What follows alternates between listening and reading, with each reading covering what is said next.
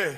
Sports reports, no gimmicks, no clowns. 2-5, Mr. Logical, we run this town. Real talk only, no chasing, no doubt. From the east to the west, it's the order we shout. Mic check, lights flash, game time, stay ready. 2 vets in the zone, keep the pressure real heavy. Big hits, big plays, yeah, we breaking it down. Truth rings in your speakers, every word is the crown. From the north side hustle to that southern flame. Midwest grind, west coast of the game. Sports talk kings, yeah, we wear that crown. Turn it up, let them know it's about to go down.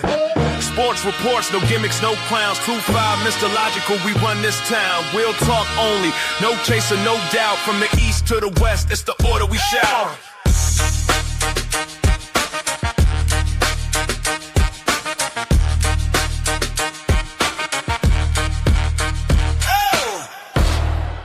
It's about to go down.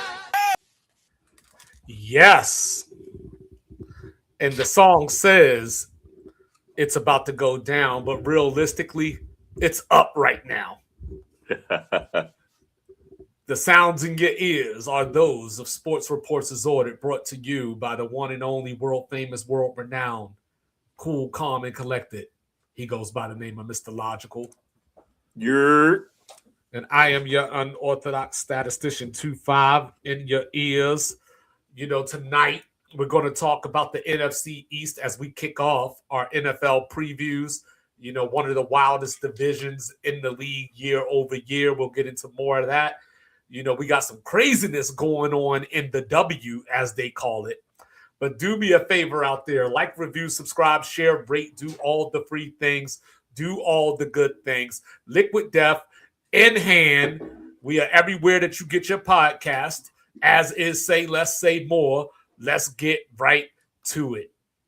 You know, so Mr. Logical, Dejanay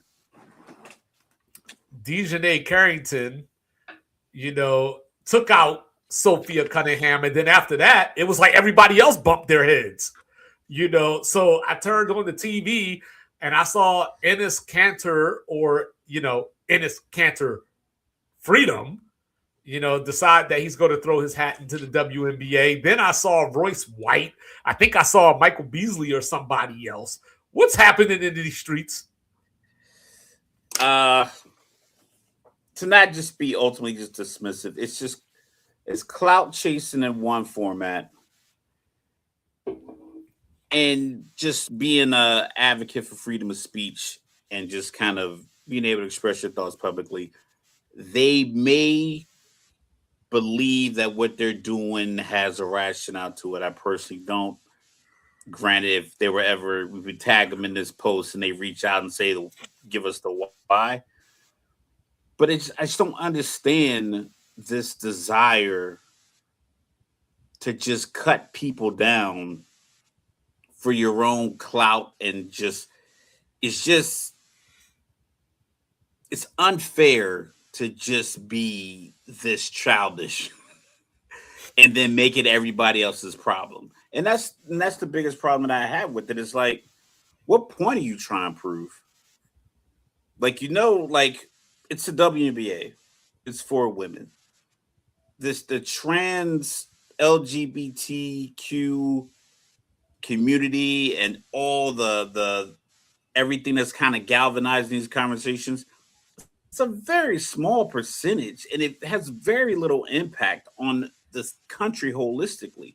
But yet people are taking this stance, like this hill to die on. It's like, we were talking about this a week or so ago. I get my blood drawn probably like every 2 months, a couple of times in those months. And I've been thinking about it since I retired. I probably got my blood drawn like 50 or 60 times. And every time, like, the doctor comes in and tells me, hey, this is what's up. These numbers say this. We're going to try this, cut back on this, add this. So every visit, I'm getting a little better. There's people who don't have health coverage in this country who haven't gotten their blood drawn, don't know their numbers. But yet people want to die on this hill about trans basketball and the WNBA and how this, like, it's like real problems going on. People not eating. I mean, like people losing their jobs, to robots, people losing their jobs because They don't want to raise minimum wage, and you can't work and pay daycare up. Like, there's real problems going on, and you want to get on here, use your platform, wearing a Nike hoodie with the Nike check X'd out, just for a spectacle. It's beyond obnoxious. And I remember back in the day, men used to do men shit. This is whole shit. Men used to matter. Men used to teach kids in the community. Men used to get every kid into some kind of trade, bricklaying. Men used to do things that make their community better. Men didn't go out here advocating for clout. Men didn't go out here starting problems, talking shit so someone fights them so they can go in there and be like, look, I'm the victim now. Men used to be real men. Bring men back. You worried about transgender rights and everything else. Be a man. This is not man shit. You act like a child. Toughen up. Do some man shit. I think back in the day, he had a real clout. He had a real problem with like Nike, like these Chinese companies. And like, he was really a champion for like something like child labor and things of that nature. Now he's just like, you know what? I'm going to be a gimmick because that's how I'm going to get my money now. Be a man, dog. Be a man. So I was thinking about this and, you know, he made his first claim to fame, of course, as many do, off the back of LeBron James. You know, he became the resident LeBron hater, started showing up on Fox News, having all these segments about how awful the NBA is, while making sure he don't say the name Turkaloo. You know what I'm saying? Because it's hot out in these streets for him. And I don't want to make light of that. That's a serious situation. But for somebody that's going through something like that, you should choose your words carefully and choose your fights carefully.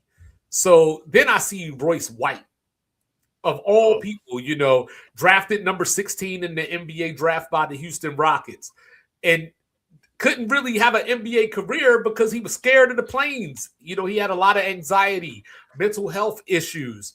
And, you know, so now I see him walking around, or whatever that was. He had a wig on, and it goes back to, is this a part of your mental health issues? Because I'm not trying to make fun of that or anything, but what are you trying to accomplish? Because all I do is think of you and think of someone who couldn't get over their fears to where they cheated themselves out of lots of money. And then he was talking about, you know, at the time where he was an NBA player, he didn't want to go to the G League because he didn't feel they had the adequate mental health for him. So you turn around by like, oh, hey, guess what? I'm about to join the WNBA draft. I got news for you, Royce. They get on planes too.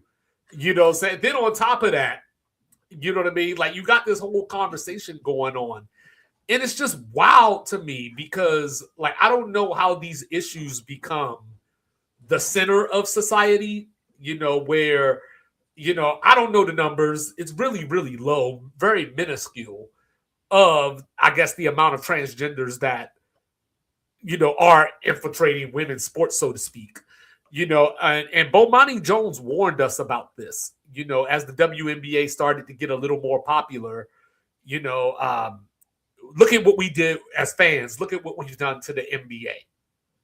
And now, like, the WNBA thinks that they want our viewership. They think they want our input, but they really don't. Yeah. I don't know, man. And I don't know where we go from here. Like, I don't know what the purpose is. Because I know Sophie Cunningham started a lot of this with her comments. You know, she was answering the question and she went on her, I don't want to call it a rant, but she started talking about men and women's sports. And then it just kind of deviated from there and devolved from there to where we are right now. Correct. Devolved is the appropriate word. And that's the problem. It's not, there used to be a desire to inspire evolution. Now, for some reason, people are just inspired to just create confusion, inspired to just be, you know, thorns in the sides and rocks in the shoe of society, when it's like, yo, you don't have to do that. There's plenty of things you could do in lieu of being just disruptive. Well, you know, you can't have real conversations because the whole reason that Sports Reports Disorder became a thing was because we wanted to talk about sports and sound halfway intelligent while doing it, from the standpoint of not just talking about the same things that everybody talks about, not saying all the same words, you don't know ball and all that kind of stuff. We wanted to have real, raw sports conversations. And, but what has happened from that is that you have these people like Enes Kanter out here doing all of this stuff that they call rage bait and doing anything to get attention, that even if you state an opinion, people are like, you're rage baiting or you're just trying to get clicks. And it's like, if I was trying to get clicks, I wouldn't be talking about the Sacramento Kings. If I was trying to, one of we had a whole conversation last year about the Tennessee Titans. Yeah, it's like trying to get clicks. 5 minutes.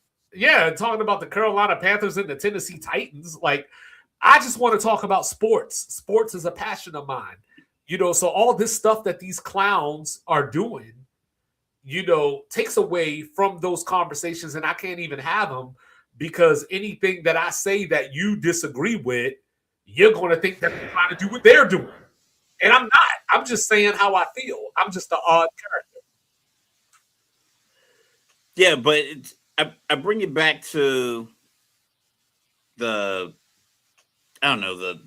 cesspool essentially that kind of rests in certain pockets of social media. People used to have real discord where you could say something, this person would say something, and then a third person would say something, and you would have like this dialogue. Now you can say whatever you want to say and go right to whatever your platform is, and your algorithm will confirm your bias, and it'll sound like a good deal. You eliminate friends because of it, because you're just not open to having real dialogue surrounding whatever topic you're talking about, to the point where like now you're just kind of sheltered into this area where everyone thinks what you're doing is a good idea. And then the rest of the world hears it and we're like, but with this particular topic, what do they do that at? What are they trying to accomplish? Like what is the goal of an Enes Kanter or a Royce White in this situation? I don't know. Is he pro women's sports? Is that the thing? From what I gather, the whole intent of all of this is keep men out of women's sports, which I think most people, generally speaking, you know what I mean, like could be okay with that. But it's just the talk around it and making it epidemic when it's not. It's not like there's a bunch of men signing up for the WNBA. I don't believe they have any current lawsuits. I don't know of a player that is male that is suing the organization or an individual team. So I'm like, where did this come from? Where is your motivation coming from other than just to, I mean, are you highlighting absurdity by being absurd? Because that's pretty ironic. Yes. Yeah. So yeah, that's why it's just weird to me. But that'll be a hill to die on another day. Enes Kanter and Royce, I hope it works out for you. Not really. I hope it doesn't. You know what I'm saying? Because every time y'all speak, all I hear is so now let's turn the tables a little bit. NFC East, training camp is open. We had the Hall of Fame game last week. We got more, appreciate you. Got more football coming at you this week. But let's start with the NFC East here. As I said in the opening, Philadelphia went back-to-back last year. That was the first time anybody went back-to-back in the NFC East since the Eagles won it in 2004. So we went 20-plus years without having a repeat champion. But, of course, Mr. Logical, we have to start somewhere with this. Even though the Eagles won the division last year, correct. How many times can Nick Sirianni get through these seasons with all this drama and implosions before he gets removed? When they go 9-8. As long as it's double-digit wins, and they win the NFC East, I think it's good. Well, because, we think about it, a couple of years ago, they went to the Super Bowl, lost in the last minute to Kansas City, came back, won the Super Bowl. They had a year where they started 10-1 and finished 11-6, lost in the first round of the playoffs, got embarrassed by Tampa. Last year, Saquon, coming off the 2,000-yard season, barely hit 1,000. And AJ Brown, made more news than not, just talking about his team, talking about porn addictions, talking about how he needed the ball more, and not saying that that's Nick Sirianni's fault per se, but it's just one of those things where, like, what's the culture there?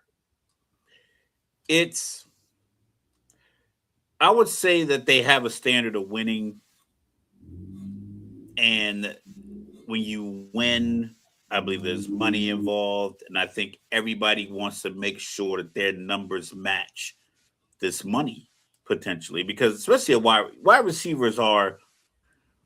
I don't think a lot of wide receivers get paid for how well they block downfield or being great teammates. I think it's always production. It's numbers. It's the $500,000, $1 million bonus points they have in their contracts. So, on 3rd and 8, you line up across the guy and you get open and you're not getting the ball consistently. And it's like, I'm out here just doing cardio. And it's not like the offense was booming like the 2,000-yard Saquon season, because that was opening up. So drive number 2, you run that route and you open and they go somewhere else, you don't convert. But they're running the ball so well that the next time that play action, he'll be open, he'll throw it. But because they weren't running the ball well last year, the coverage was a little tighter. I think there was probably less guys in the box just because they weren't running the ball as well. So there was less opportunities. I remember one game, Antonio, he had AJ Brown. AJ Brown had I want to say Antonio Brown, but AJ had, I think he had 4 catches, like 122 yards, but 2 of them went for touchdowns. And before that, it was like 2 catches for like 60-something yards. And then the next couple of catches both went for touchdowns, like long touchdowns. And I was like, if he didn't catch those 2 balls for touchdowns, because I think they had the game won. I forgot what game it was. He would have been pissed in the locker room. So if you how you feel about the game hinges on you making that play in a win, it was going to be tough for him. And I think they did it smart. I think they handled it well by, you're a talent. We're going to ride out this season as far as we can go. And then in this offseason, hey, we'll take the best deal we can get. They didn't send them to Siberia. They sent them to New England. Listen, he did help them win a Super Bowl championship. He scored a touchdown in that game as well. So I understand that the trepidation and the conflict, but still a talent. And they got some good return on that investment, considering what they traded away to get him. They got the same thing to trade him away. Well, they had a real crazy season last year if you just go back and look at it. There was the Denver game where he ran down the field, was wide open, Jalen threw the ball, and it looked like he just gave up on it, which would have been a big play that would have helped them win that game. Then they had the game, it was either the week before or after, where they played the Rams, and the Rams jumped out on them early. They got the block field goal, win at the end. Then on Thursday Night Football, they got their pants pulled down by the Giants. That was just an odd game. Jalen Hurts had the pick 6 to block the brakes off the Eagles that game. Yeah, I think it was 38-15 or something along those lines. And it was out of hand. so then they win the division, because they come back from 21-0 against Dallas. And then they win the division. They get to the playoffs. And then they lose to what was left of the 49ers. Like, the 49ers were, at that point, they were like 24.5ers, and the Eagles lost that game. So it was just an odd year. So now this year, looking forward, you're kind of hoping that You got a lot of that out your system. Maybe the locker room's a little bit better. This was the first Super Bowl champion that lost in the wild card round since 2019. So this was not, hey, they just lost a playoff game. You live and, play another down. But the Giants, have a new sheriff in town. John Harbaugh in at the head coach. Bang, bang, Niner gang. You heard it. A lot of people are on the Giants this year. A lot of people like the Giants, and I know we've been big fans of their defense, but I don't know if the Giants have enough to garner the hype that they've been getting. This is not the New York Knicks. Yo, the East Coast is live right now. New York, New Jersey, especially with obviously the Knicks and their dominant run through the playoffs. The World Cup was, astronomical. Philly, the city of Philly getting LeBron, trading away AJ, it's a lot going on in this region. I think everybody's excited about everything going on here, and everything is going to be the greatest season to come. But when it comes to the Giants, I'm still looking at the quarterback, young. Now he has to learn a new system. There has to be a curve where mistakes are made in that system. The running back, they're young.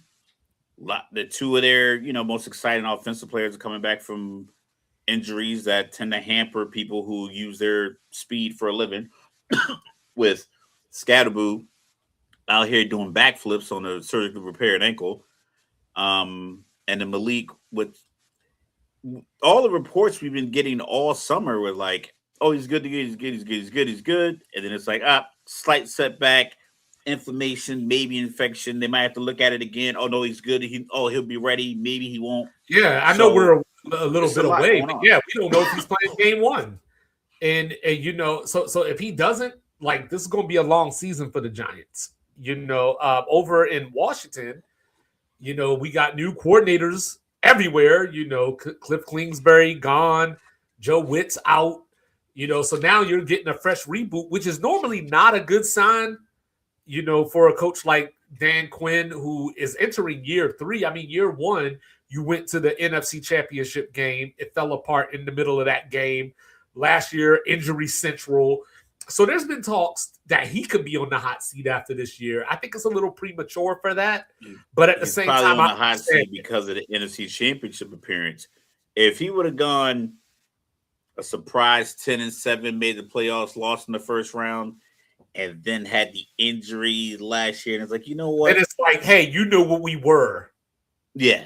But now that NFC Championship is like, whoa, you really squandered a Super Bowl contender team and got everybody injured. So it's like, it's just a narrative that people kind of push.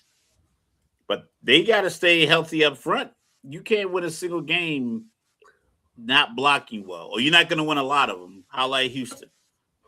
And then you got the Dallas Cowboys, of course. Another year, another talented roster. They gave up the 6th most points in NFL history last year. So all of you out there that like to bang on the Cincinnati Bengals, why don't you turn your eyes over to Arlington? The Cowboys defense was awful, whether it was the secondary, whether it was the linebackers. And I know that, they traded Micah Parsons before the season started. Brought in Kenny Clark, who's a good player in his own right. But when at the trade deadline, they went out and got Quinnen Williams, who they re-signed today, 3 years. I believe it was $109 million or so. They re-signed him. So their defense got better as the season went on a little bit, but they just couldn't stop the pass. The Giants couldn't stop the run. Washington couldn't stop the run. So Philly won the division just based on they had the most functional players, I guess, if you want to look at it that way. But as we come into this year, Mr. Logical, this year reminds me a lot of 2022. And what I mean by that is Philly won the division that year, 14-3. Dallas went 12-5. The Giants went 9-7-1, and Washington went 8-8-1. That was the year that Ron Rivera didn't know that the tie eliminated them from the playoffs when they lost to Cleveland, and secured the playoffs for Green Bay. Sometimes just don't go to the podium. Yeah, so but let's get right into it. Taking it from the top. Saying we'll start off with the Eagles. The defending champion of the NFC East. So I'll pull up the schedule. Here. We'll get to that. But what are your initial thoughts on the Eagles this year? My initial thoughts on the Eagles is the same. I don't want to use the word generic, but the same simple logic I use every year. I think they win up front. And I think in any tight situation, they can lean on that up front. We talk about the thick six. That's because they had Jordan Davis and his name escapes me. No, you talking about Nakobe Dean or Nolan? The big boy from Georgia, the other one, the defensive tackle. I'm drawing a blank. Spitgate. Yes, Spitgate. They put those two guys in on a field goal block to secure a victory, and one of them at 300 plus pounds picked the ball up and ran 20 miles an hour down the field for a touchdown. So they have that, and I don't think many teams have that. Like I'll probably say this once or twice as we're going through these previews. You line up most NFL teams 1 through 53, you're going to get the same general speed, size, arm strength for the quarterback. Wide receiver group is going to have a couple of guys over 6'2", maybe a couple of 5'10" guys. Your corners, like you're going to have the same thing, except some teams are going to have exceptional players in different spots. Philly has exceptional players in their defensive front and their offensive front that they can just rely on, especially in this weather out here in Philly, and those however many games they get outside. We get counted up as we go through it, but it's like those cold weather games, they just have it, and there's no questions about it. There's questions about the offense and passing and everything else, but when in doubt, they could call 50 runs. They can call Devontae Smith on jet sweeps. Mekhi Lemon, whenever he comes back, he can run jet sweeps the other way. You can give it to Saquon. You can give it to Shipley. You have Jalen Hurts keep it. You can run 50 runs, and if you're the Philadelphia Eagles, and win the game because they have that kind of talent in that trench area. So this is the same question that I asked last year about Philadelphia, because as you know, Philadelphia is on yet another offensive coordinator. So I think this is year 35 that Jalen Hurts is going to have another offensive coordinator. I don't think he has the same offensive coordinator since Obama got elected. Since high school, yeah. So they bring in Sean Mannion, who was the quarterback's coach for the Green Bay Packers. So I'm going to ask the same question that I asked last year. With a Saquon Barkley, a Jalen Hurts, who's been an MVP candidate, as well as Saquon, Devontae Smith, who's won a Heisman Trophy and, is a blazer down the field that you got to cover at all times. Why don't they just hire an experienced offensive coordinator? They keep trying to find the next best thing, whether it was, Brian Johnson, whether it was Kevin Patullo, now Sean Mannion coming in, like I said, as a quarterback coach, no offensive coordinator experience. Now, I don't know how much that matters from the standpoint of you were a quarterback coach, not an offensive coordinator, but I think it has to matter. It's shown that it does matter, but in the same sense, Jalen Hurts, Sirianni, the offense, has also shown they can kind of handle the ebbs and flows of the different temperaments of each offensive coordinator. Last year was bad, and I think their final play of the season was indicative of how elementary it was, because that was a lot of conversation when you watch like the NFL Live breakdown. It's like, listen, this is simple 2x2. They're running 4 verticals with the running back leaking underneath. It was, and they would run it multiple times throughout the game. And I think hopefully, if you're an Eagles fan, they can air it out a little more, spread it out a little more, because Devontae Smith has shown he's more on the field. I'm going to show you what I am out here on the field. And then in the locker room, he just shows you like the caliber of man he is. Like I bought a juicer because he talked about having a juicer. He didn't talk about how many times he gets the ball, but when he's out there, he balls, he catches everything that comes near him. So I think with that having that kind of guy in the game plan, you don't have to throw in the ball every time like you had to do with AJ Brown sometimes. So I think that helps the dynamic as well. Do you have any questions about him being a number one receiver? Nah, because you can get open. Yeah, so they went out and got him some help beside him.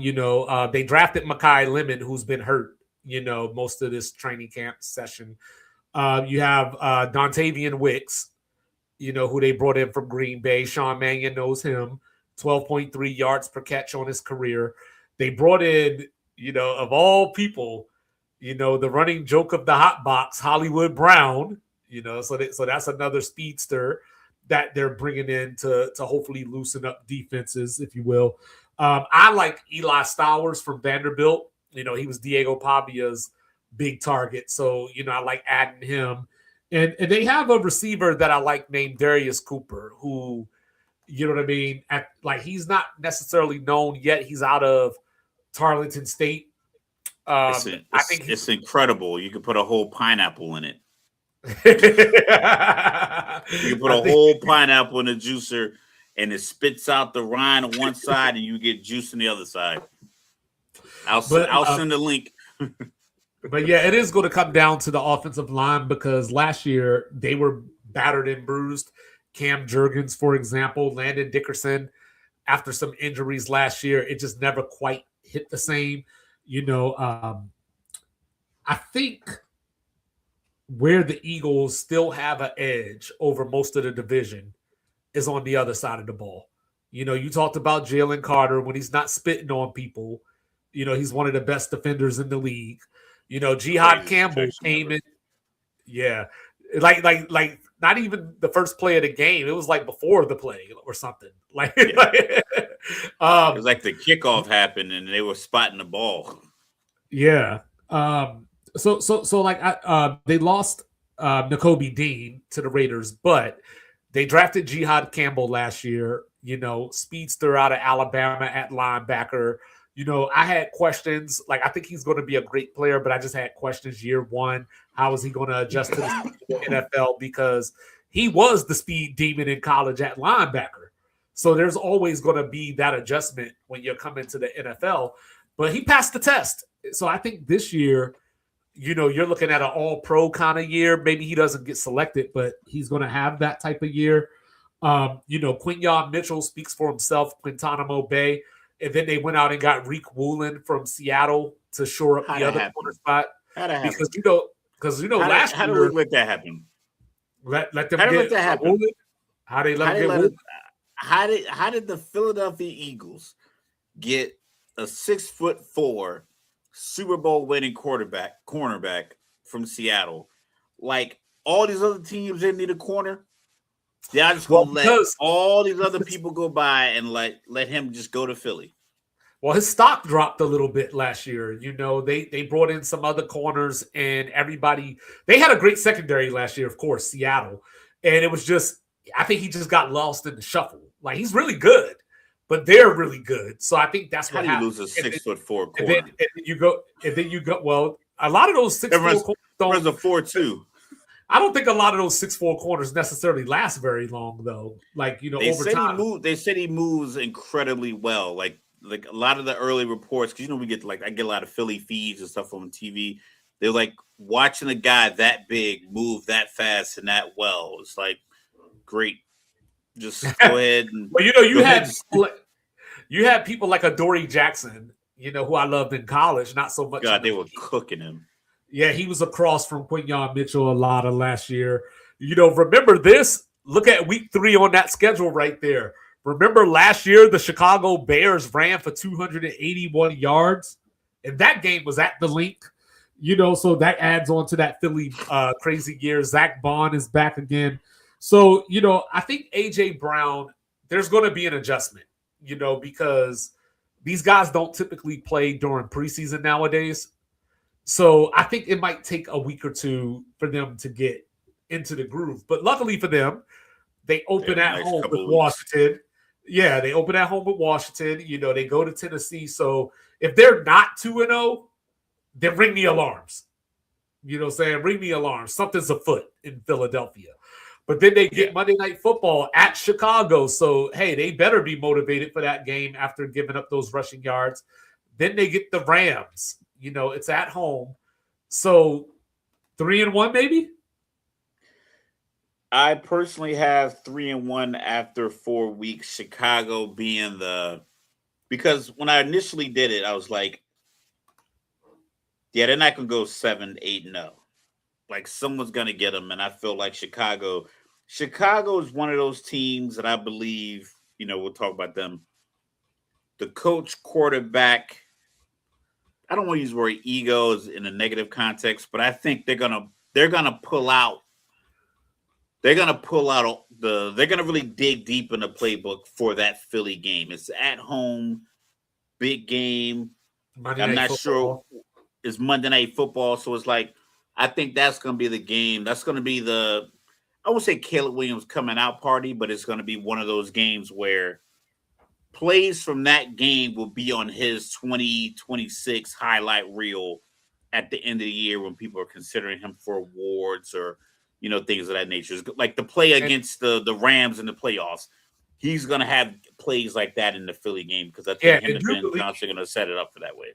And do believe the Rams got that one circled, because that playoff game in the snow, then, of course, the blocked field goal that I talked about earlier from last season. So the Rams are coming in for blood in that game. Then they get Jacksonville overseas. They get Carolina before they go into their division stretch of Dallas, at Washington, and New York. So go 2-1 in that division stretch, and you could literally be sitting at 7-2 possibly. Because you got Chicago as a loss. I got the Rams as a loss. But then I think you could get got by Jacksonville overseas. I got the sneaky Jacksonville loss. Coming off the big game with the Rams. And of course, with the NFC East, you just never know. These teams all hate each other. They're big rivals. So these games just are all over the place. Like Carolina put them to the test for the past couple of years because that was the game. I don't know if it was last year, when Xavier Legette had the catch. Yeah. And it bounced out of his hands. So it's like Carolina might be one of those teams that kind of figures it all out. And then they still won. And also, not for nothing, Carolina has last season's sack or pass rushing guy, Jalen Phillips. They got him from Philadelphia. So that's one of those losses, him and Nakobe Dean. But the Eagles are so deep that you don't think it'll affect them. But until they got to play them. Right. It has to. You know what I mean? But then, bye weekend, week 10, then they get Pittsburgh, at Dallas, at Arizona. And then that Arizona-Indy is a nice 2-game stretch to come off of Thanksgiving. That's when you add some stuff. You add you add a reverse. You add a wildcat play. You get the 10-day rest coming off of the Thanksgiving game, and those are your 2 following games. Then it gets a little rough. You get Seattle coming in, but by then, we'll see what the weather looks like. They get Houston as well. We saw CJ Stroud in the cold last year in the playoffs. And that game, and that game, not just the playoff game against New England, but that Monday night game against the Steelers too. That was the playoff game too. Yeah, one of those. Yeah, and then they go to Santa Clara to play the 49ers before closing with the Giants. So, the Eagles should be, operative word, should be in the driver's seat to win this division again. But I'm not picking it. We'll get to that later. Right. But there's the Eagles schedule. So I can see a range, at best, I can see a 13-4. Saying if everything goes well, they don't get a lot of injuries. Mekhi Lemon can actually come in and produce a little bit, not take over the team, but just be reliable.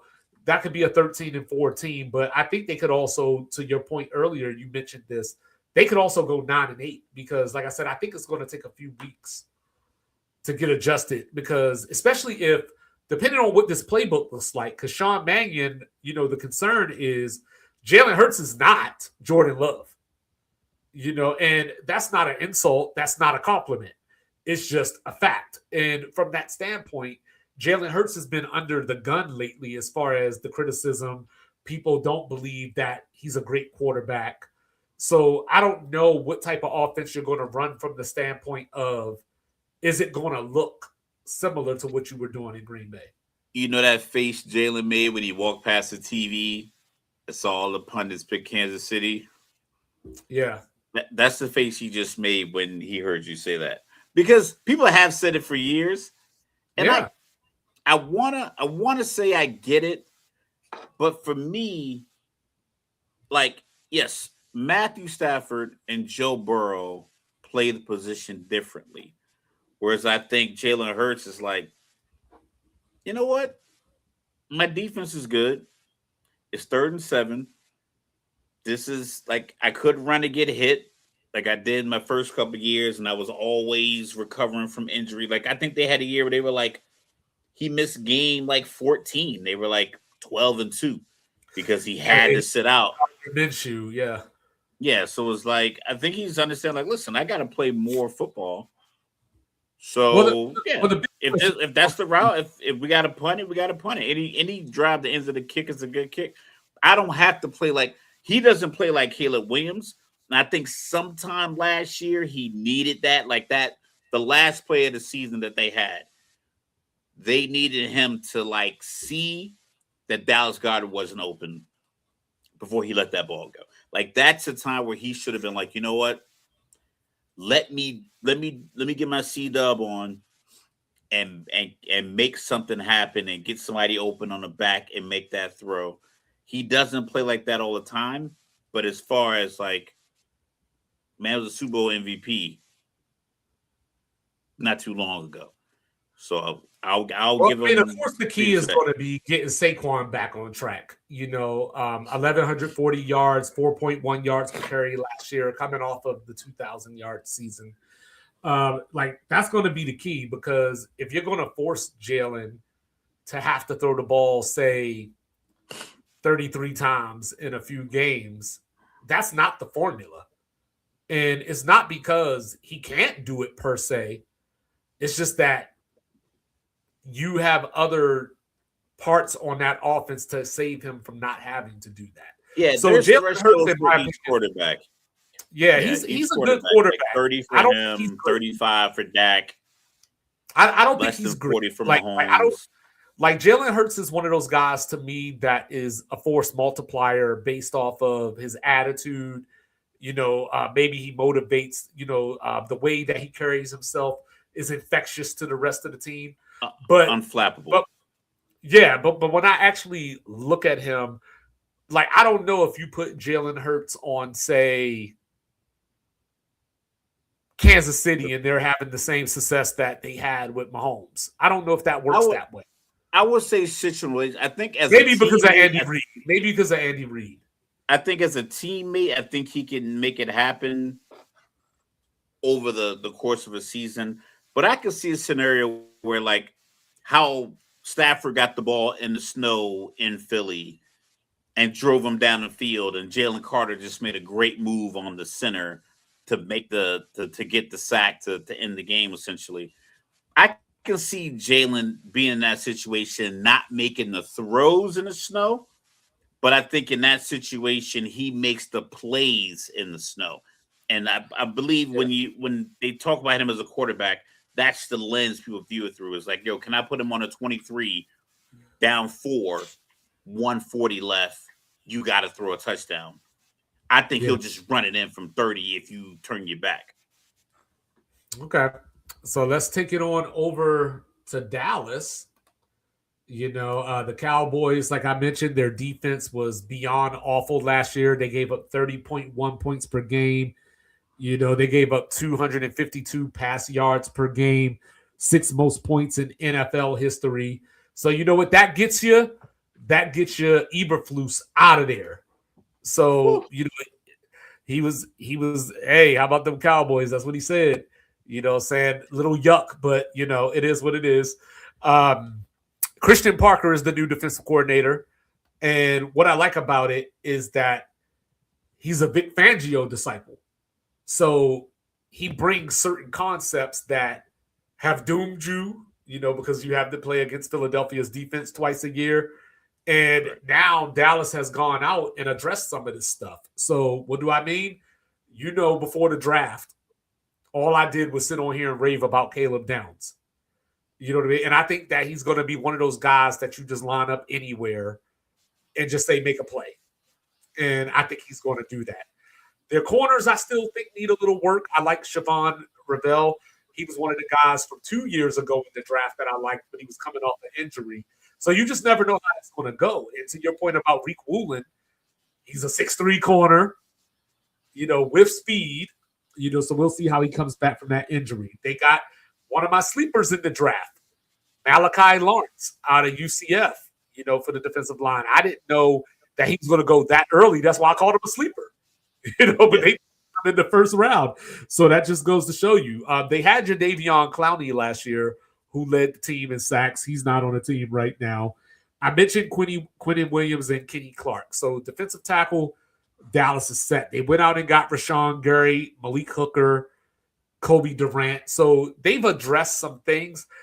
I still don't know from the corner standpoint. Like, I like the safeties. I don't know if the corners are there just yet. Offensively, Javonte Williams had a great year, especially coming off the sad sputter that he had in his last year in Denver coming off an injury. You know, CeeDee Lamb, George Pickens, you know, Jake Ferguson, you know, a good receiving tight end. But Brian Flournoy, who was one of my sleepers a couple of drafts ago, you know, 6'6", you know, out of FCS, you know, he was 4th in catches last year. So I say all that to say Dak might go for 5,000 this year, and he might have to. Yeah, addressing the defense is paramount. That's terrible. Dak always seems to deliver the regular. I think Dallas is a good team. I think Jerry's a pretty solid GM. My argument about Jerry is there's twofold. One, he wants the show to be about him, even though the show is football, but he wants it to be about him. And he's so famous for his negotiation, it cost him. You know what I'm saying? So it literally cost them Michael Parsons. And that's the problem, is that he just wants the clicks, and he gets in the way.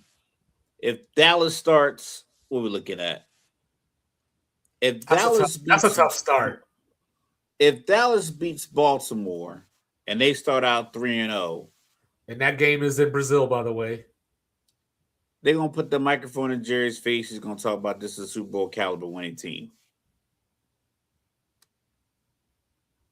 So I think this is a tough start for Dallas. You know, not necessarily the Giants. They might be fine there because, you know, hopefully Jackson Dart isn't running into people on purpose anymore.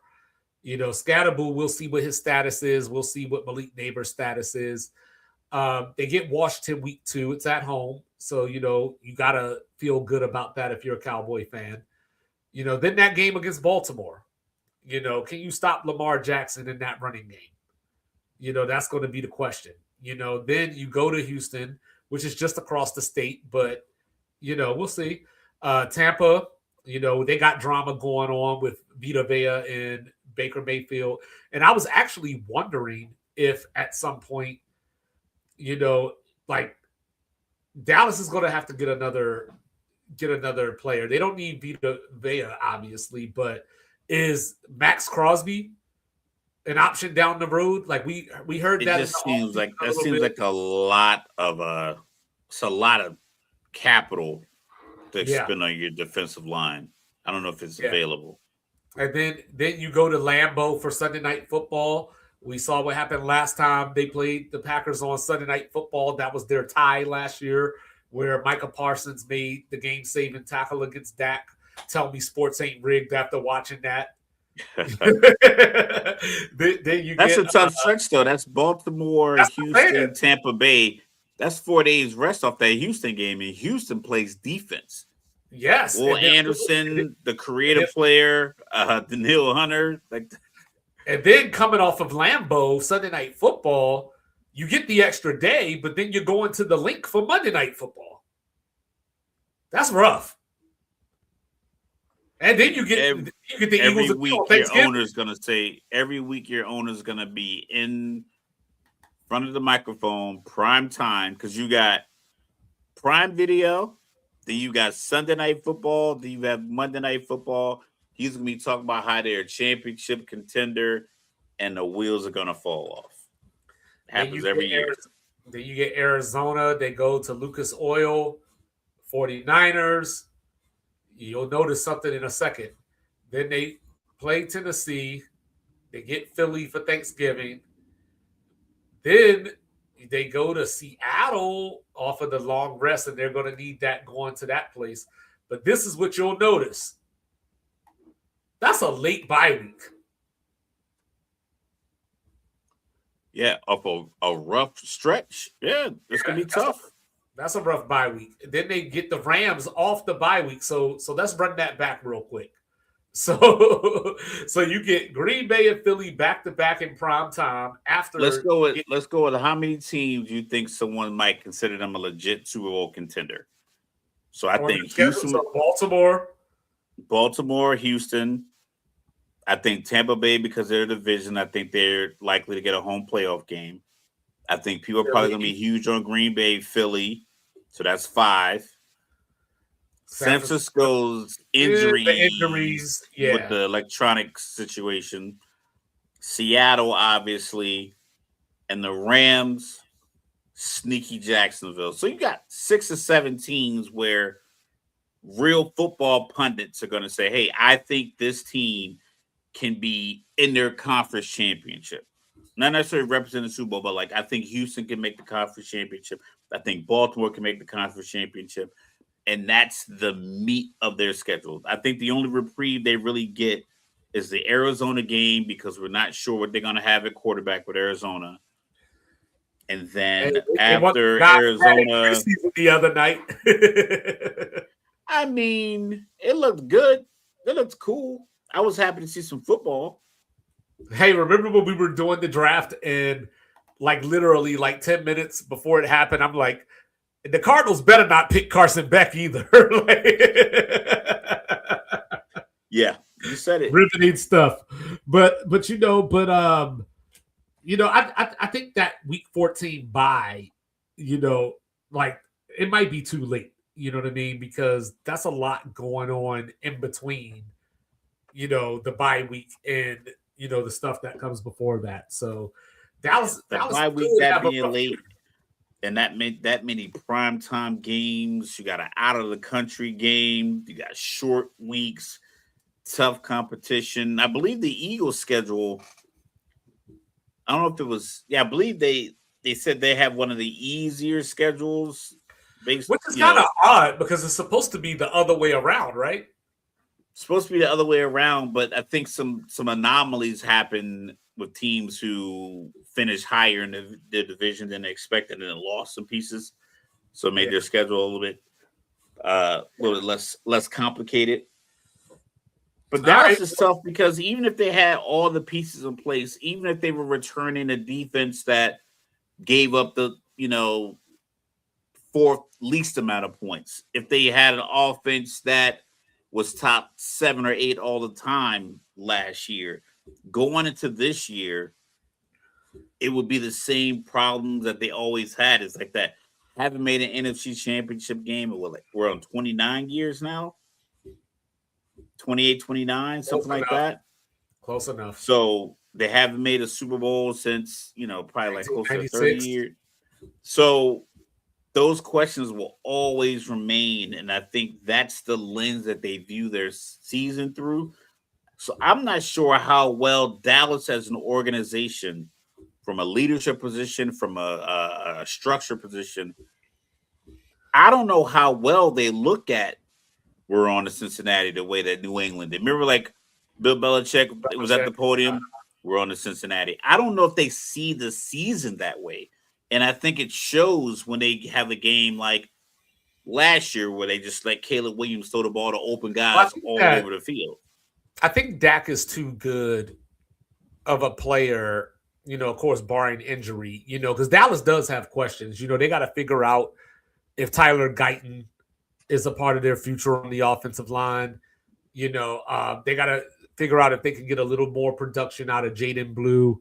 So Dallas is not out of the woods by any means, but I think Dallas is talented enough to challenge Philly for this division. The difference is if they were both to make the playoffs, I would probably have more confidence in Philly going further. You know what I mean? But I think that Dallas, from a regular season standpoint, Peyton Manning style, is talented enough to get to the dance. They just won't do nothing. The dance being the playoffs. Yeah, the dance being the playoffs. They just won't. They just got two left feet when they get to the playoffs.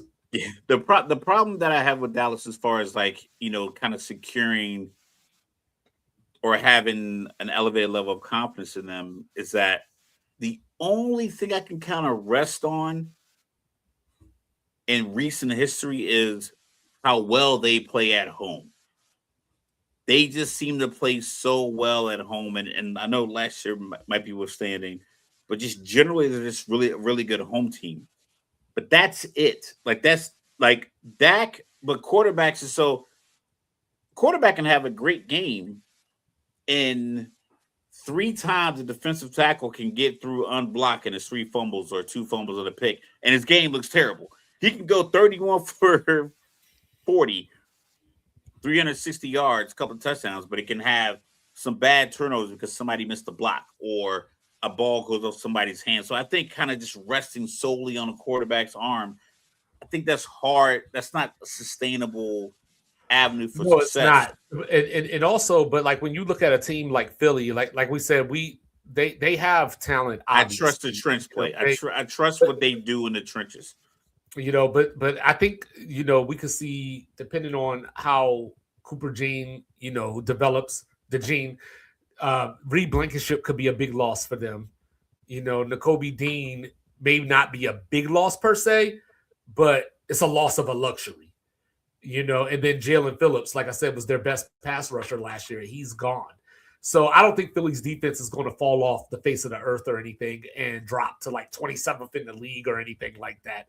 But but the question is, can their offense offset the regression that their defense could have? Now, whereas with Dallas, I think their offensive, the defensive regressions is a matter of, can these new guys that we kind of saw a year before replace them? They're replacing a good defense, good defensive players in a good defensive scheme. Dallas had a terrible defense. So we got to see, can their defense even get going to the point where the offense doesn't need 5,000 yards? So I just feel like the questions, and I think it will, because like I said, I think Parker's going to be a better defensive coordinator than Eberflus was. He had, like Dallas I said, he brings can have a 34-31 game against Tennessee, and you might not know right now who the winner is because it's Dallas. See what I'm saying? Like Cam Watkins has the time of his life. Just fold I'm saying it could anyway. be 34. It could be 34. I know. I'm just That's what I'm saying. Like scoring 30 against anybody, hold it up. But then they could go right back. They could go right back in 2 weeks and beat Seattle. I mean, so it's like that's the thing I have with Dallas, and that's probably been like the ebbs and flows of their success for the better part of 3 decades. They should have made an NFC Championship game by now. Atlanta's been to like 2 or 3. They should have. I know somebody picked them to go to the Super Bowl last year, didn't they? Every single year, dude. Every single year. Listen, you know. Well, no, I was talking about Dallas.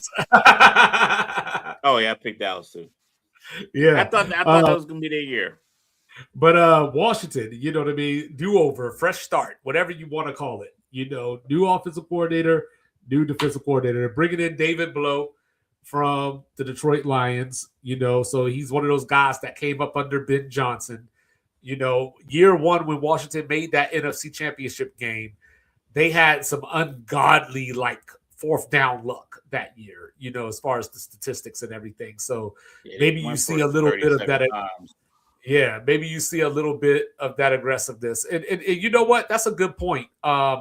They are relying on two rookies, but they're two rookies that I believe in for what it's worth. And you know what I mean? I think that it goes back to the scheme.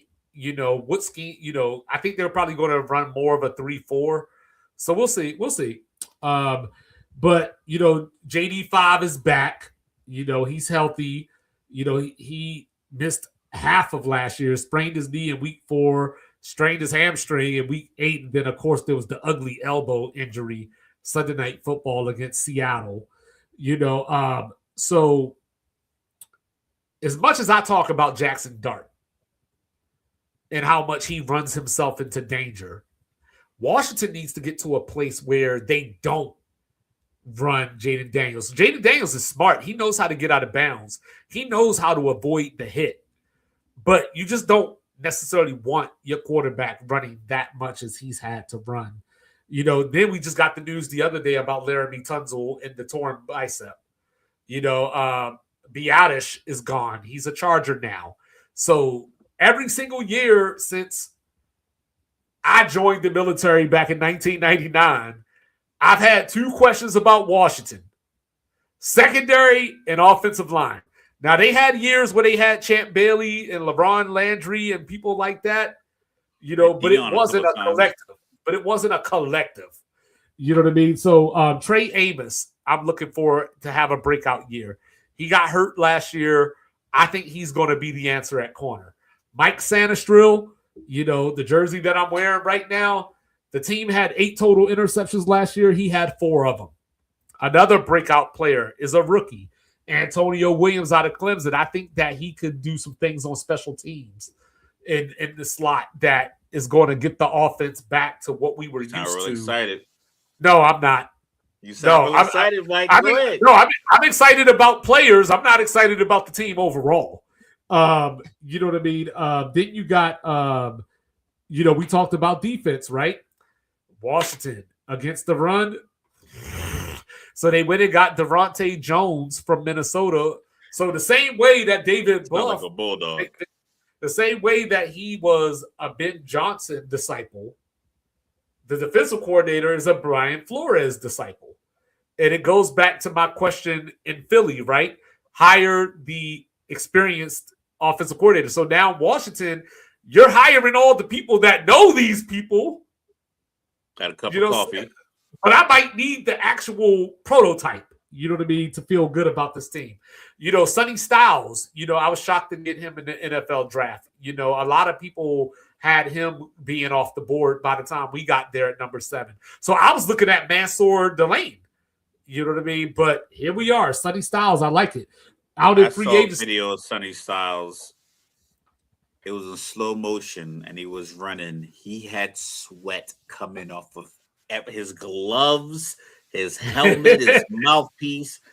It's sometimes I like when it happened, because I obviously did the draft live. It made sense for all the picks that went ahead of him for that team. I don't think it was a matter of like, oh, they picked him over Sonny Styles. But when he thought of Washington, I was like, sometimes I think a team just has to just go get that guy that just fits the mold that isn't real. The 6'5", 245, 250 jumps, runs, intensity. Just get that guy, put him on the field and say, hey, these are your gaps. These are your drop responsibilities. Go make plays. And I think Washington did a good move. It's just unfortunate that the offensive line injuries considering you do have. I don't want to say he's been skinny his whole life, and he's been playing football this entire time, and he made from Pop Warner to the NFL. So I'm pretty sure he knows how to play at the weight. Won a Heisman. I figure he knows how to play. He does well. He doesn't run like Jackson Dart. Jackson Dart runs like people aren't allowed to hit him. And he's surprised that he gets blasted on the sideline. I think Jaden does better. There's going to be freak accidents in football, so it's going to happen. I think they'll do well. The problem is you can't just drop back a lot and having, 3 offensive linemen that are either gone or injured. Yeah. Biotish is gone. Tunzel just got hurt the other day. Our rookie from last year was injured last year, so he's got to adjust and get into. He came into the NFL injured, so he's got to get into there. Cosme missed half of last year, so yeah, it's been crazy. But the thing about Washington last year was a lot of talk about how old they were. Remember, they went out and got Von Miller, and they were the Temptations basically. Now they might be Drew Hill. Saying they went and got younger. They got Leo Chenal from Kansas City, who I think people are going to be saying his name a lot this year. Still got Frankie Luvu. What you want? Odafe Owe comes in as a free agent. Kelavon Chason from New England comes in. So Washington addressed that. They got a lot younger. Deron Payne is in a contract year this year, so I expect the best of him. The question is going to be the receivers. So in the draft, we went and got what I would like to call our red zone machine, Katron Allen out of Penn State. So I don't expect to see him down to down, but when you get down there, I think, you're going to see him on the field a lot. The guy that I think is going to be Jaden Daniels' best friend is Rachaad White. He comes over from Tampa Bay. So I think he's going to be that safety valve on those 3rd and 5s, where the slant gets taken away, the dig isn't there. He's just going to make a play. He's going to be able to get the ball to Rachaad White and keep the chains moving. So I like that for the offense. But then you still got Bill. What are you going to do with Bill at running back? So now Washington is in a position where when you look at their offense, you have Jaden Daniels, who was great during his rookie year.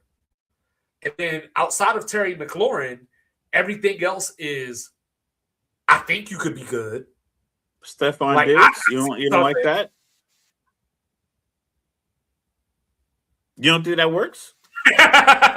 So Stephon Diggs, he he does have a nice streak going. The last 2 teams he was on their division. Potentially get suspended. So do I think Stephon Diggs, the route runner, is a great wide receiver for Jaden Daniels to have. Will he be a threat all year? I just don't know. I just don't know if he's going to be consistent. I remember the Buffalo game where he ran a route and they played it in slow motion. I believe it was Sunday Night Football. So Chris Collinsworth, former wide receiver. He loves, and people hate on Chris Collinsworth. I love the fact that he talks glowingly of every single player every single week, even though sometimes Mahomes not in the game, he'll bring him up. But he talks glowingly and lovingly about every player. And they showed this replay 3 or 4 times where Stephon was at the top of his route. He had the corner thinking he was going inside. The ball came out. He came out of his break and was right there. I think he had like maybe 8 to 10 catches that game. But that was also motivation against your former team, too. Either way, motivation and physical performance. The physical performance still got to outweigh the motivation. You still got to go out there and run that route and get open, knowing that they know you. They got film on you. They have practice film on you. They know you for so many years. So I think he'll be a great asset. I know because it's your team, you got to kind of pause. I think he's a better addition to your team than Brandon Ayuk would have been. Oh yeah, I do agree with that. Even though I think Brandon Ayuk is big time, And if it wasn't for Chris Jones, Brandon Ayuk would have caught the game-winning touchdown in the Super Bowl. Yeah. But I like what Stephon Diggs. I like what McLaurin gives you.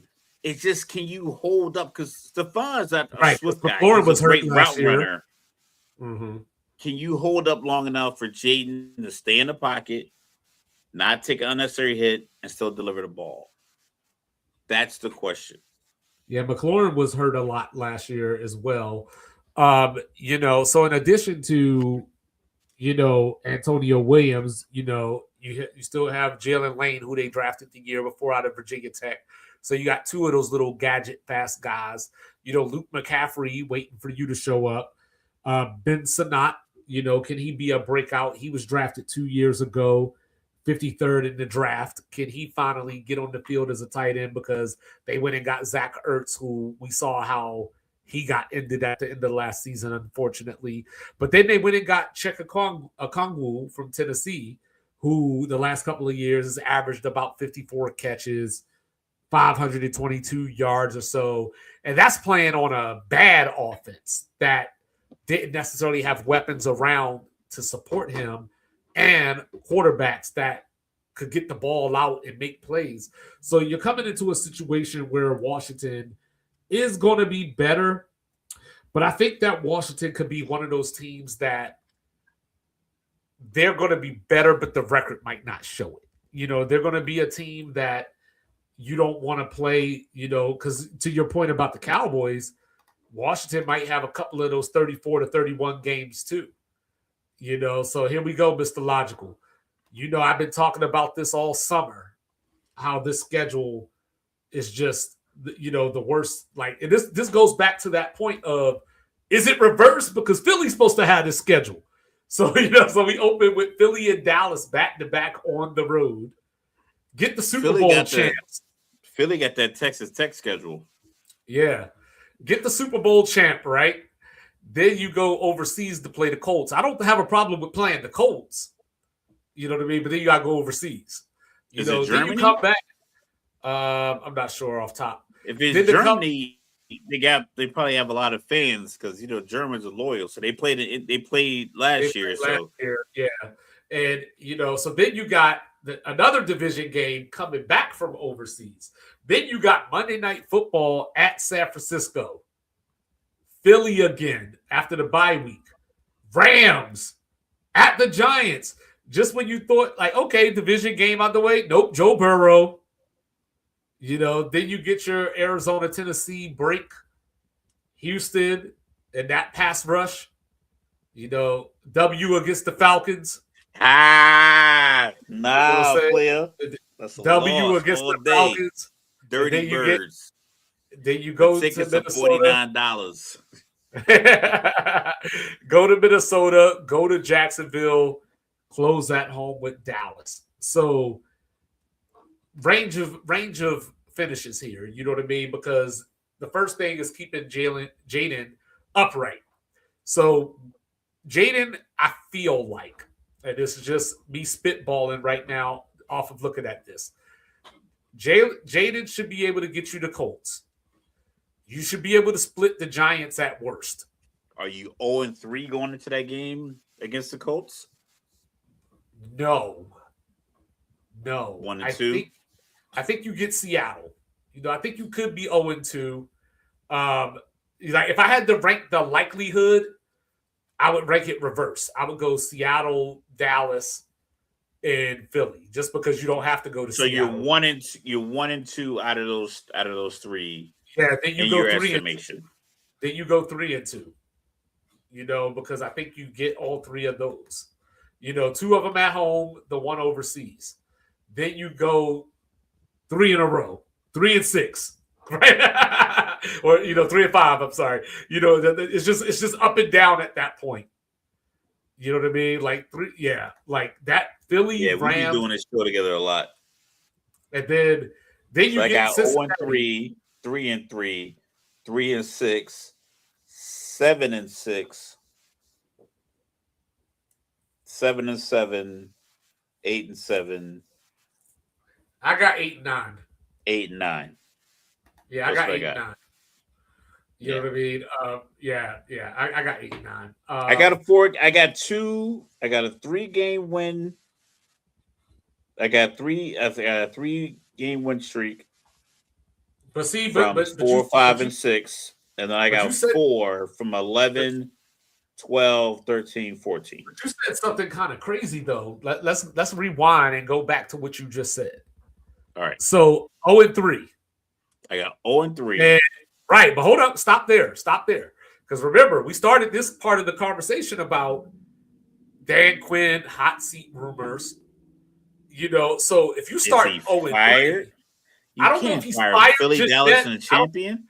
I don't think he's fired just yet. But what is the team feeling in that situation? You know what I mean? You got the division champ with Saquon. You got the division champ with pseudo Avengers. Like the Philadelphia Eagles are like their team is ridiculous. Jordan Mailata, Lane Johnson, Saquon Barkley. Dallas Goedert, defensively, you got Jahad Campbell, Carter, Davis, like all the Georgia boys, the Bama boys, the whole SEC, all SEC team from 2023 is pretty much half of their defense. So it's like, I get it. And they won a division. You got at Dallas. Dallas is a good home. They play well at home. Dak has only lost like 2 games to you in his whole career.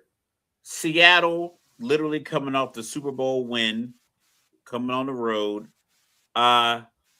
So 1-2 there would be if I'm in the front office of Washington. If I'm Magic Johnson, I'm part owner. I got my 6 or 7% that I own of the team. If we come out of that stretch 1-2. I'd be surprised. Now, you can't lose 34-10, 42-14, and 28-3. I don't know why I said that, but it stuck with me in those first 3 weeks. You got to be competitive because I think that lends itself to your opportunities to play Indy, the Giants, and San Francisco. And whatever's going on with this electronic substation next to the 49ers training facility, they need to go ahead and move. Well, yeah, because you see Bosa's got some complications going on. Half of anybody that didn't practice the other day. So, it's going to be crazy. But you're still going out there, to the West Coast, Monday Night Football, bright lights. I don't think anyone's getting fired. But 1-5 into the bye week, maybe. If you're 1-5 into the bye week, you might. But I really think that maybe 3-3 into the bye week, I think realistically 3-3 into the bye week. That's the funniest thing I heard all day. Rez. And I don't even know if it's a rivalry. That grid is kicking that ass. Like that ain't no rivalry. Like it's Bama Auburn for the last 15 years.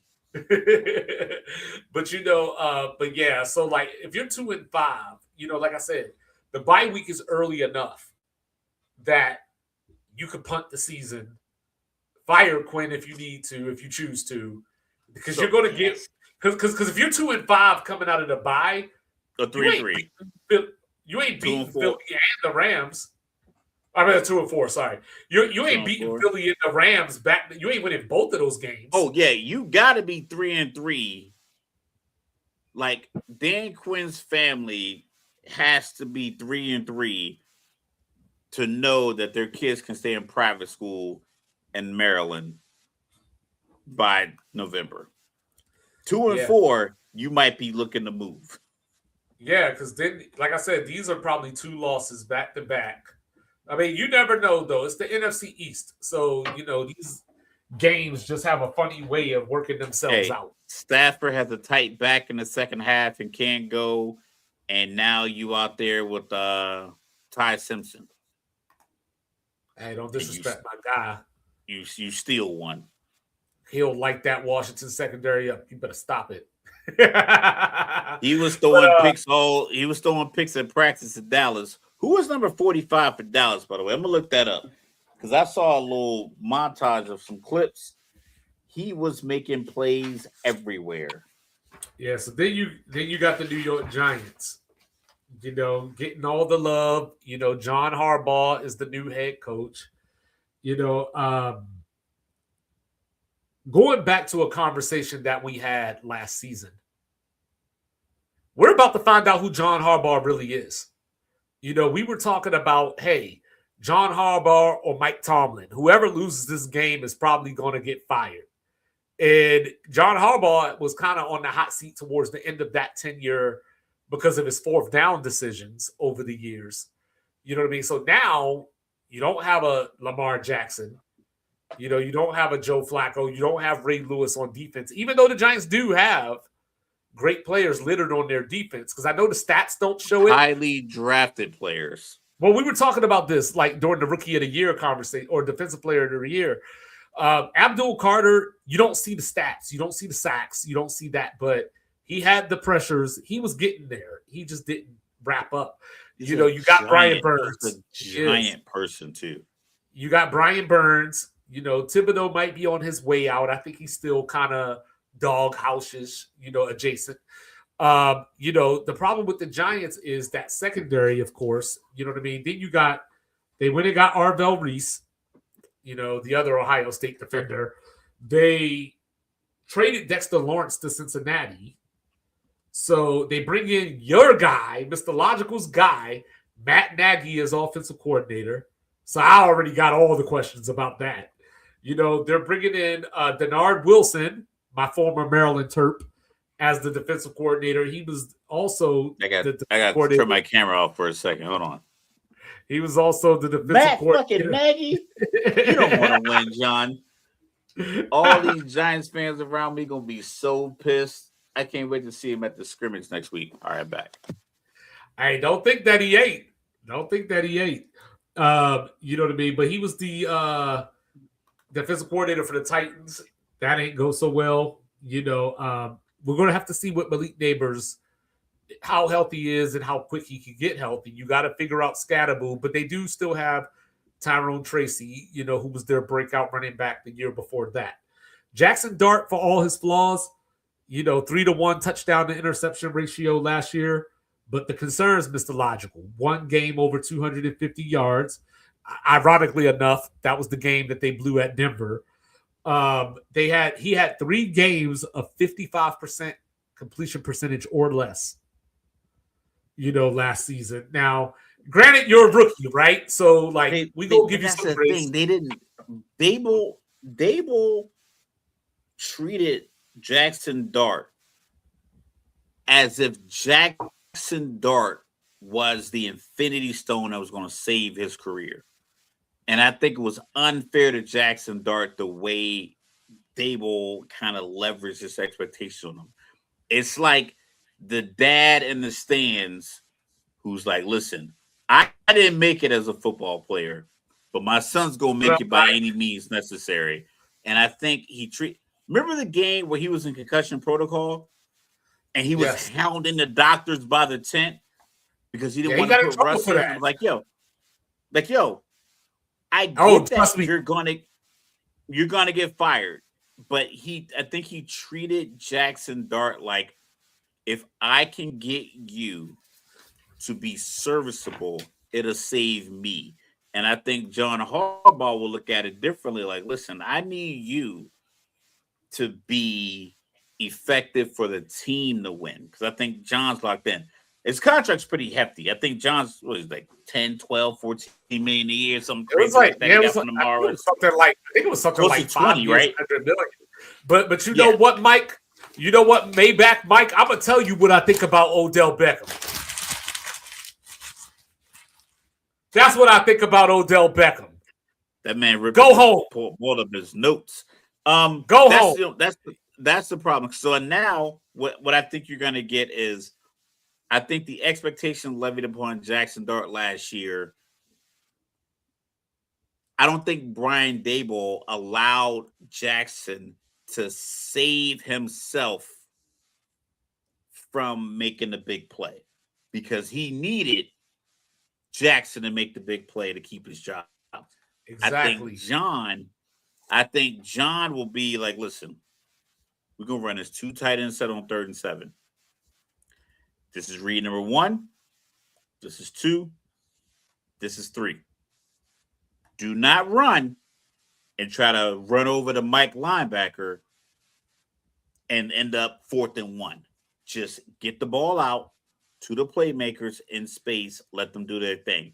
I think John will allow him to do that. So I think this year essentially will be Jackson Dart's rookie year to learn and develop. I know he had some really good numbers. He had 3-to-1 touchdown ratio.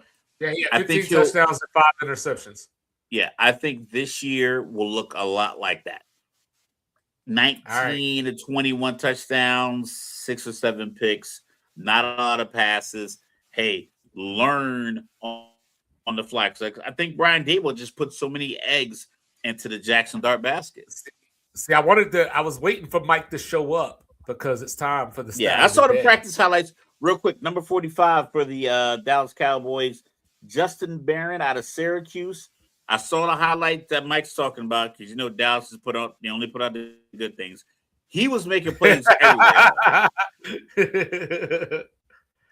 Yeah, he was making plays everywhere. So like number 45, Justin Barron, middle linebacker, was making plays all over the field today in the practice against the Rams. All right, so here's your stat of the day for Maybach Mike out there. The Giants gave up 75 runs last year that were 10 yards or more.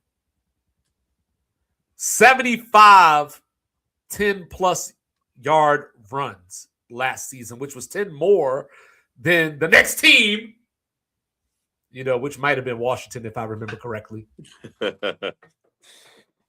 But there's a couple of names that I've been looking for. You know what I mean? Yeah, let's see that, Mike, because I don't know if they exist. You know what I'm saying?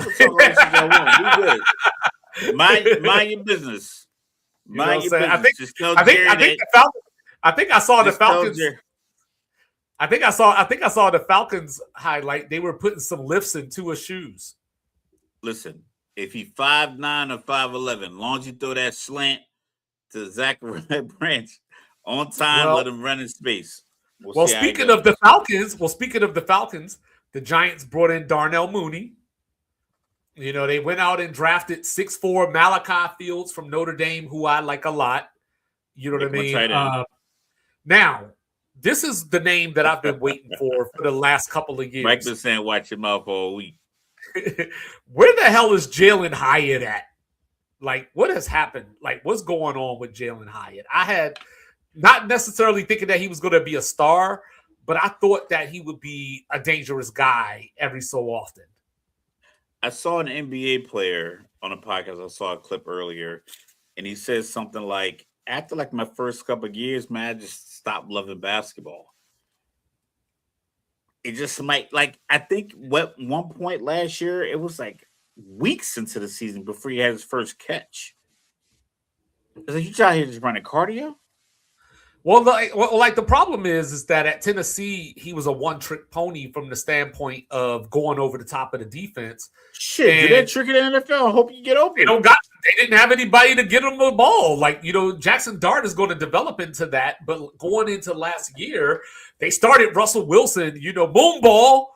It's like he wasn't going to get the ball to him. That man had 400 yards against Dallas. So the ball was out there. He was throwing the ball deep. Jalen, you got to go get it.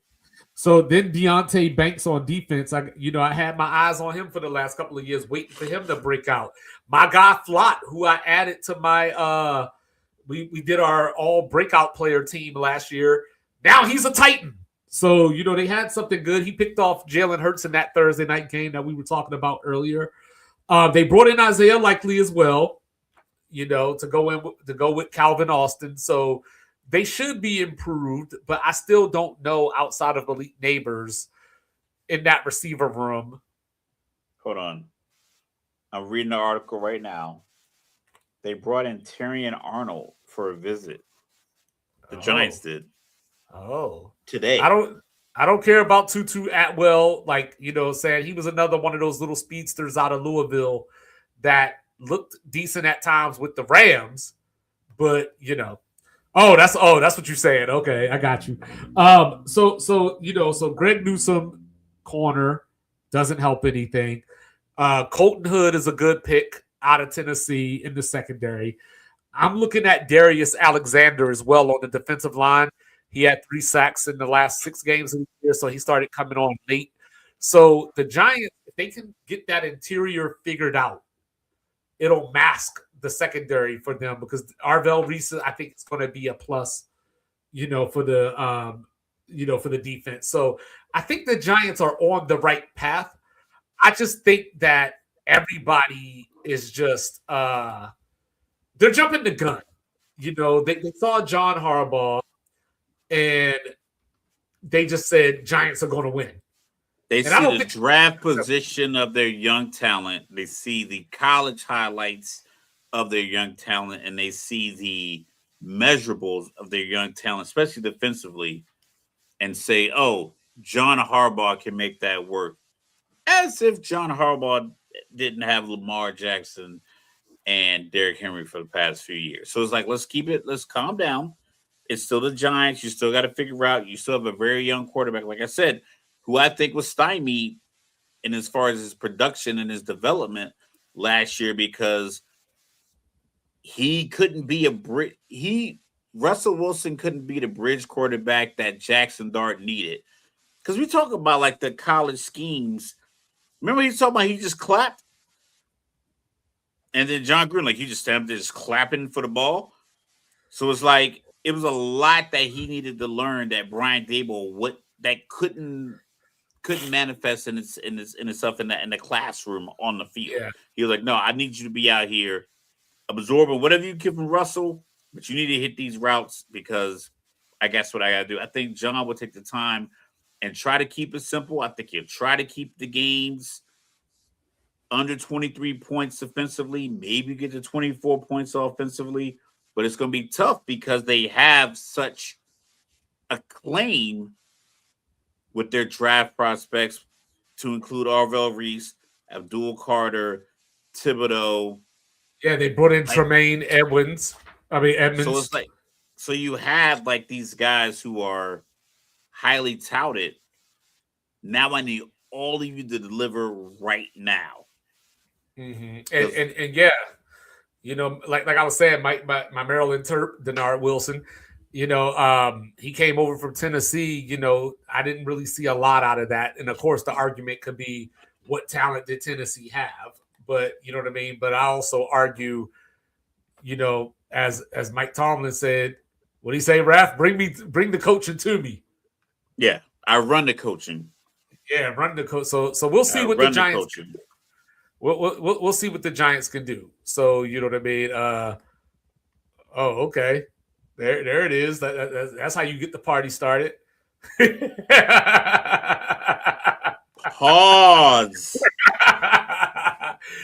Dak does own the NFC East. I was talking about how he's only lost 2 or 3 times to Washington in his career. So, but yeah, here we go, Mr. Logical. Let's look at the Giants schedule. Starting out against those Cowboys at home. Then they go out to LA for Monday Night Football, which is a byproduct of John Harbaugh being their coach. Yep. Tennessee and Arizona. So there's a world that the Giants could be 3-1. I'm gonna call it 2-2, but there's a chance that the Giants could be 3-1. I'm gonna call it. I got it 2-2. I don't see the 3-1 world. Well, I don't see how they beat Dallas or the Rams. Like I think Dallas would be more likely, but that's just off of, like I said, it's the NFC East. Crazy things happen. You know what I mean? Yeah, it's at home. It's week 1. What time is it? So they get Sunday Night Football. Week 1. Dallas is a primetime team. Yeah, I'm taking Dallas in that just because I know definitively. But that could be one of those. That could be one of those. Their quarterback's going to show up. But that could be one of those backfire things where the Giants come in, and like I said, they got all this hype, and then Dallas But there's is nothing sustainable. I mean, no, I like know. it's not. We're talking about one game, just one game. That's what I mean. Yeah, I Dallas, don't think Dallas they have is anything prime really time. built that they can rest on. Well, it's prime time, bright lights. Dallas loses that game. The whole week on TV is one: are the Giants back? Are the Cowboys done? How did the Cowboys blow this game against that team? Like it's a mess. Like, and that's the gift and the curse of being Dallas. Yeah, if the Giants go, they gave up 38 to Russell Wilson. if the Giants have 2 consecutive scoring drives, it won't 35. because like if the Giants go the first two possessions, they go up 10-0. One of them is like an 11-play drive, they get a field goal, and another like 10-play drive, they get a touchdown. I don't think anything. Dallas is not going to look at that like, oh man, we can't figure this out. I mean, like it won't. I don't think it'll be anything.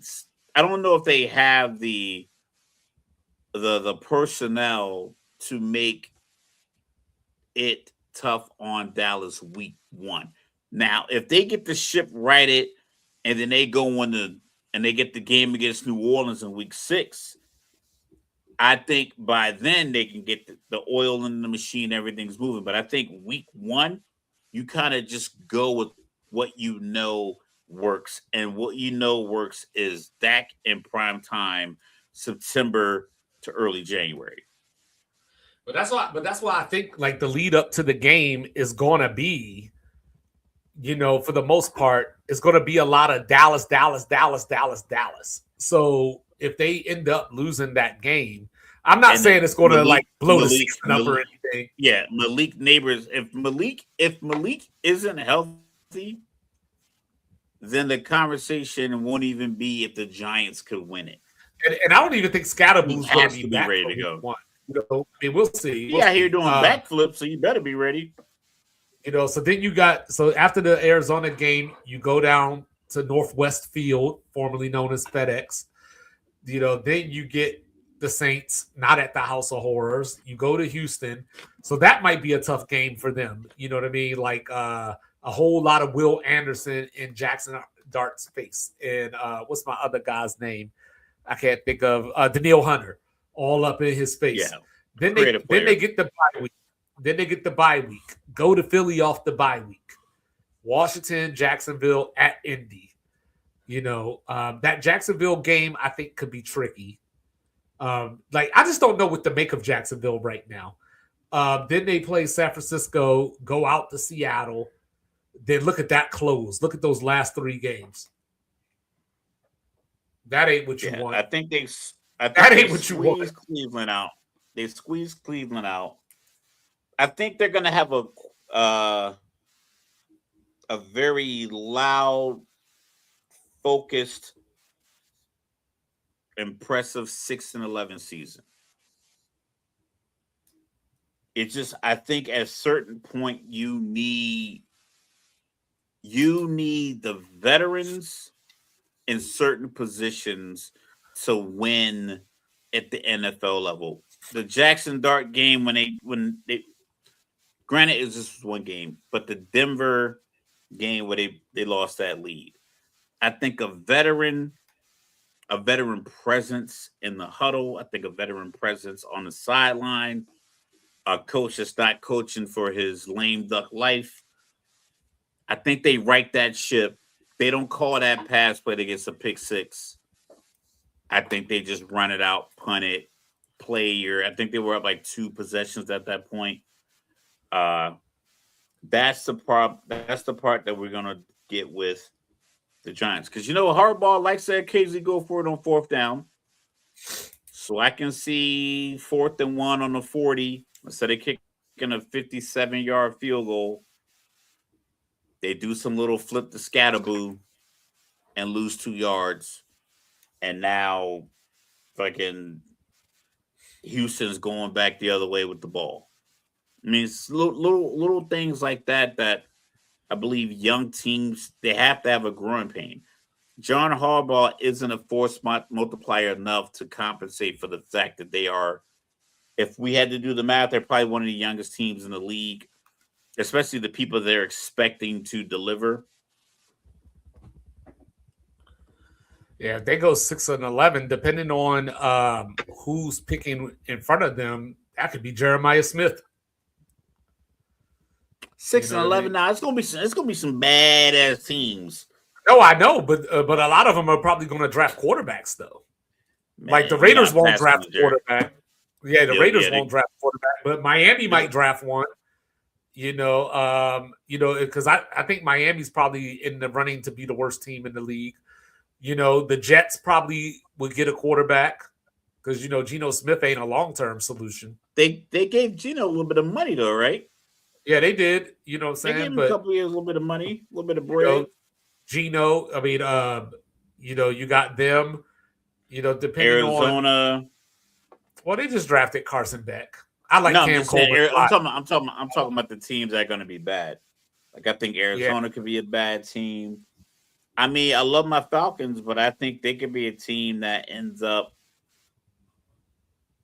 5-12 just off of a lack of uninjured quarterback play. Yeah, like what happens with what does Cleveland look like this year? I mean, we'll get to that later, but what does Cleveland look like? Deshaun Watson sounds like things are going well right now, but you don't know. You got Pittsburgh, right? I mean, I don't think they're going to be that bad. I think Pittsburgh will be around. I think they'll hover around that same Mike Tomlin number 9 and 8. But yeah, we'll get to that. But yeah, I like. Yeah, 6-11 is not getting you a quarterback.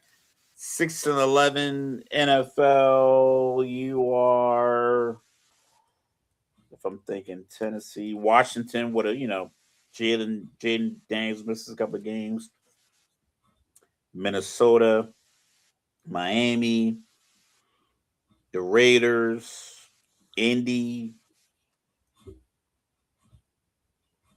New Orleans. Yeah, you're probably top 6. Yeah, they could be. So that could be Jeremiah Smith. That could be Coleman. Cam Coleman. Because you figure there's going to be some defensive players. Like don't let it be Arch Manning wearing his uncle's number. Oh Jesus Christ! New York loves dramatic. They love a good Broadway play. Hamilton blew up in New York. Yeah, that's why they got Dallas week 1. You know what I mean? But yeah, because there's got to be a team I'm forgetting. You know what I mean? That's gonna be bad. Yeah. We'll see. I got Minnesota probably not doing great. We'll see. Miami, we'll see what the Jets. do. I got the Falcons. Probably one of your bad. I got the Falcons potentially as a bad team. Jalen Walker's out for the year, so that's a problem. I'm not sure what's going on with James Pierce Jr. I don't know if his suspension is pending. Arch to the Giants. I thought you was just talking about how you love Jackson Dart. How they gonna get Arch? You know what I'm saying? You going wild right now. They're not gonna get Arch Manning. You know what I mean? They I don't know. We'll see. It's going to be interesting to say the least. But we're going to be back on Friday. Talking some NFC South, so Mr. Logical can get all the Falcons diarrhea out of his system. Before we move 12 on to and 5. Hey. See, I always see this is where he messes up the show because I tell y'all that he's cool, calm, and collected, and he's obviously a drug addict. 12 and 5, baby. Super Bowl champs. Oh shit! Oh, Mike getting bold up in here. Look at that! Whoa! Come on, man. Justin Herbert out there getting his hair rubbed by Madison Beard. You know what I'm saying? Sitting on the field and his shoulder pads like it's high school. Your growing ass up plays football. This is back in the day. I tell her, come on and braid my hair. But NFC South on Friday, he is the world famous Roman now. Kiss me through the phone face. Cool, calm, and collected. He was born in Texas, raised in VA, representing New Jerusalem, even though he won't put on no Giants gear, he won't put on no Jets gear. But whatever. He goes by the name of Mr. Logical, and all he asks of you is that you won't bring feelings to a fat fight. Don't do it. And then, of course, down here in the Alamo is your unorthodox statistician going left so much you thought it was I was southpaw, going left just like Ryan Garcia, better because, you know, he's got Conor Benn coming up next month. Mr. Logical didn't even know about that fight. You know, nobody will know about that fight. I am 2-5. This is Sports Reports Disordered. Thanks for your support. We are everywhere that you get your podcast. Say less, say more. Like, review, subscribe, share, rate, do all the free things with a liquid death in your hand. We love y'all. See you in a few days. Sports Reports is ordered. Out. Go see a doctor. No gimmicks, no clowns. 2-5, Mr. Logical. We run this town. Real talk only. No chasing, no doubt. From the east to the west, it's the order we shout. Mic check, lights flash, game time. Stay ready. 2 vets in the zone. Keep the pressure real heavy. Big hits, big plays. Yeah, we breaking it down. Truth rings in your speakers. Every word is the crown. From the north side hustle to that southern flame. Midwest grind. West coast of the game. Sports talk kings. Yeah, we wear that crown. Turn it up. Let them know it's about to go down.